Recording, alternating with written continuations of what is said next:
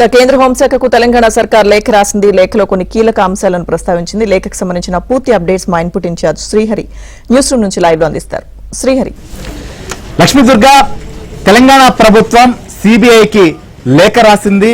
ఈ యొక్క కాళేశ్వరంలో జరిగినటువంటి అవకతవకలపైన విచారణ జరపాలని చెప్పి లేఖ రాసింది. ఈ లేఖ కూడా నిన్ననే అక్టోబర్ 1వ తేదీన లేఖ రాసినటువంటి పరిస్థితి. ఈ లేఖ సంబంధించినటువంటి మనం ఆల్రెడీ స్క్రీన్ మీద కూడా చూపిస్తున్నాం. సో ఈ లేఖ ఇది సిబిఐకి రాసినటువంటి లేఖ.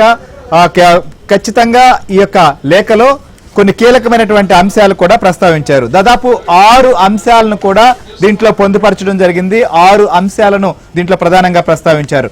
1, కాళేశ్వరం ప్రాజెక్టులో భాగంగా మేడిగడ్డ, అన్నారం, సుందిళ్ల బ్యారేజీల నిర్మాణంలో ఖచ్చితంగా 6 పిల్లర్లు కుంగిపోవడం జరిగింది.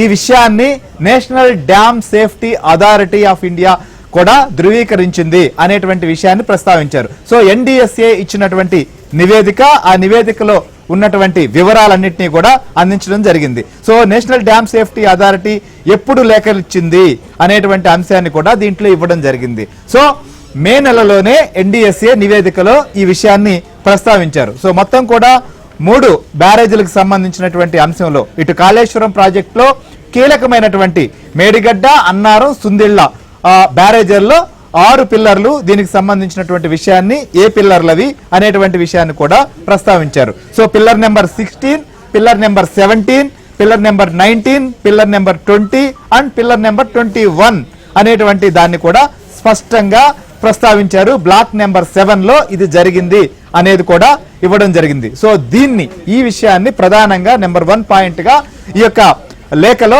పేర్కొంది ప్రభుత్వం. ఇక రెండో అంశంకి వచ్చే తలకే కూడా జస్టిస్ పిసి ఘోష్ కమిటీ ఏర్పాటు చేశాము.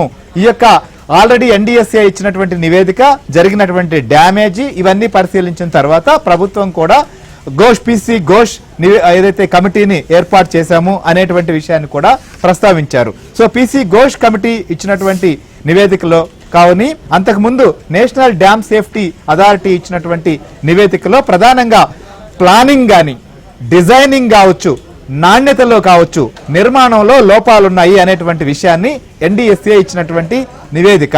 సో ఎన్డీఎస్ఏ నివేదికలో చాలా క్లియర్ గా ప్లానింగ్, డిజైనింగ్, క్వాలిటీ మొత్తంలో కూడా కరెక్ట్ గా లేవు అనేటువంటి రిపోర్ట్ ఏదైతే ఉందో ఆ రిపోర్ట్ ని నెంబర్ 2 పాయింట్ గా, సెకండ్ పాయింట్ గా దీంట్లో ప్రస్తావించారు.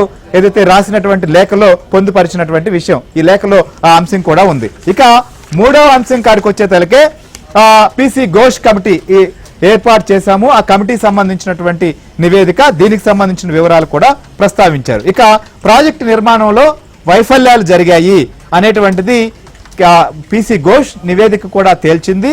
సో బాధ్యులపై క్రిమినల్ చర్యలు తీసుకోవాలని కూడా కమిటీ సిఫార్సు చేసింది అనేటువంటి విషయాన్ని పాయింట్ నెంబర్ 4 గా లేఖలో ప్రస్తావించింది ప్రభుత్వం.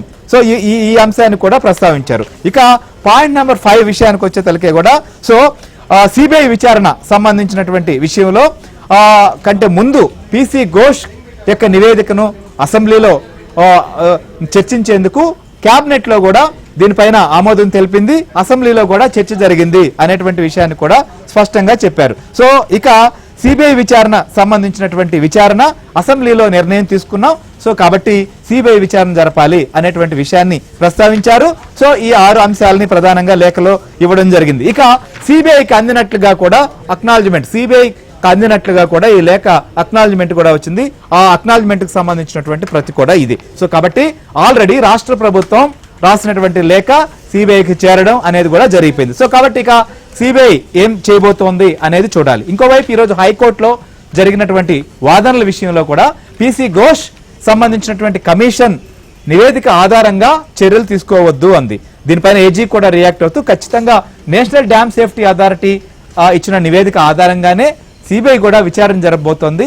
హైకోర్టు ఇచ్చేటువంటి 7 దాకా వాయిదా వేసింది. అప్పటి వరకు కూడా దీనికి సంబంధించింది మాత్రమే ఇంప్లిమెంటేషన్ లో ఉంటుందనే విషయాన్ని స్పష్టం చేశారు. సో కాబట్టి ఇక్కడ అటువైపు వైపు హైకోర్టులో ఏదైతే ఇవాళ ఇచ్చినటువంటి ఆదేశాలు కానీ, లేదా సిబిఐకి ఆల్రెడీ ప్రభుత్వం లేఖ రాయడం, సిబిఐ ఏం చేయబోతోంది అనేది కూడా మనం సమగ్రంగా చర్చిద్దాం. సో మనతో పాటు నరసింహరావు సచివాలయం నుంచి కూడా మనతో పాటు జాయిన్ అవుతున్నారు. ఇక హైకోర్టు నుంచి ప్రవీణ్ మనతో పాటు లైవ్ లో ఉన్నారు. ఇక ఢిల్లీ నుంచి మా బ్యూరో చీఫ్ కృష్ణ కూడా మనతో పాటు జాయిన్ అవుతారు. నెక్స్ట్ స్టెప్స్ ఎలా ఉండబోతున్నాయి అనే